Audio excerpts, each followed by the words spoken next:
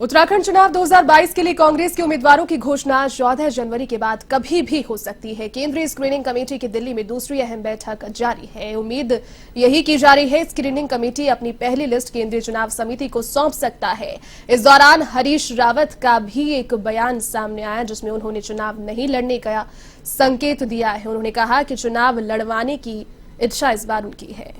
देखिए, अपने आप में एक बड़ी राजनीतिक घटना ये भी, चूंकि हरीश रावत सबसे ज्यादा प्रबल दावेदार कांग्रेस की ओर से माने जा रहे थे उत्तराखंड में आने वाले विधानसभा चुनावों के लिए, लेकिन एक बयान जिसने फिलहाल लोगों को असमंजस की स्थिति में डाल दिया है। उन्होंने कहा कि इस बार चुनाव लड़वाने की इच्छा उनकी है, ना कि चुनाव लड़ने की।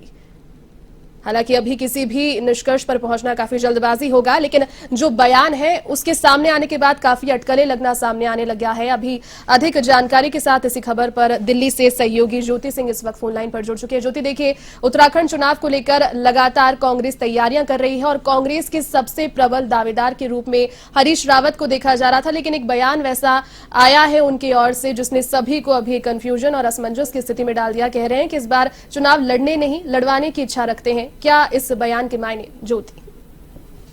बिल्कुल, देखिए, अगर हम बात करें उत्तराखंड चुनाव की तो देखिए ऐसे में उत्तराखंड में भी, क्योंकि एक फॉर्मूला है एक परिवार से एक टिकट, जो कि पंजाब में भी वो फॉर्मूला लागू किया गया और ऐसे में कई सारी कवायदे जो थी वो चल रही थी कि एक परिवार से एक टिकट का फॉर्मूला उत्तराखंड में भी लागू किया जाएगा। और ऐसे में देखिए उत्तराखंड की स्क्रीनिंग कमेटी जो है वो भी आज दिल्ली में हो रही है। उसमें उत्तराखंड के सभी जो बड़े नेता है वो उसमें शामिल है और क्योंकि जिस तरीके से कैंडिडेट्स की लिस्ट है वो आनी बाकी है, तो 14 जनवरी के बाद पहली लिस्ट पे मोहर लग जाएगी और खुद बड़े नेताओं ने भी ये माना था कि लिस्ट जो है वो 14 जनवरी के बाद आ जाएगी। और ऐसे में जब ये पार्टी का फॉर्मूला जो है, क्योंकि A1 टीवी ने भी जब हरीश रावत से बात की तो उन्होंने कहा था कि जो आला कमान का फैसला होगा वही उत्तराखंड में लागू होगा। तो एक पार्टी से मतलब एक घर से एक टिकट का जो फॉर्मूला है वो फॉर्मूला जो है उत्तराखंड में भी लागू हुआ। और देखिए हरीश रावत के घर से भी 3 टिकट की मांग की गई थी क्योंकि परिवारवाद का जो है वो चलता आ रहा था। और ऐसे में जब ये फॉर्मूला लागू हुआ है तो हाल ही में जो उनका बयान सामने आया है कि मैं चुनाव लड़ूंगा नहीं, लड़वाने के लिए जरूर आऊंगा। तो देखिए ये जो बयान है, काफी सारे अटकलें जो है वो तेज होती हुई दिखाई दे रही है, लेकिन ऐसे में अभी किसी रिजल्ट पर पहुंचना काफी मुश्किल होगा क्योंकि अभी बैठक चल रही है स्क्रीनिंग कमेटी की और स्क्रीनिंग कमेटी की बैठक में जो सूची आनी बाकी है वो देखना होगा कि किन किन नामों पर मोहर लगती है। क्या ये फॉर्मूला जो है कि एक परिवार से एक टिकट का फॉर्मूला है, उसको देखते हुए सभी कैंडिडेट्स की लिस्ट जो है वो जारी की जाएगी या फिर इसके अलावा कोई और कैंडिडेट्स की लिस्ट भी जारी की जाएगी।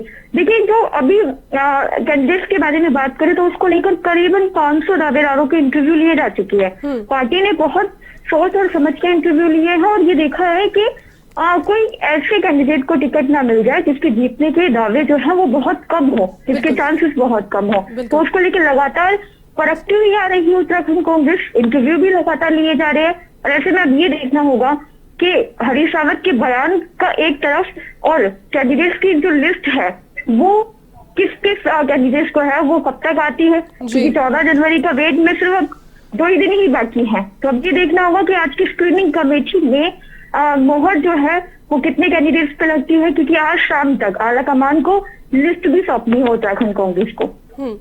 तो बिल्कुल ज्योति, कह सकते हैं कि काफी फूक और जीताऊ उम्मीदवारों पर ही यहाँ दाव खेलने की कोशिश कर रही है कांग्रेस। फिलहाल शुक्रिया तमाम बातचीत के लिए और साथ जुड़ने के लिए। तो उत्तराखंड से चुनाव को लेकर आपको ताजा अपडेट दे रहे थे। कांग्रेस की तैयारियों की अगर बात करें तो वो काफी ज्यादा तेज हो चली है और यहाँ दिल्ली में कांग्रेस की स्क्रीनिंग कमेटी की बैठक भी जारी है। बड़े नेताओं की मौजूदगी में मंथन जारी है।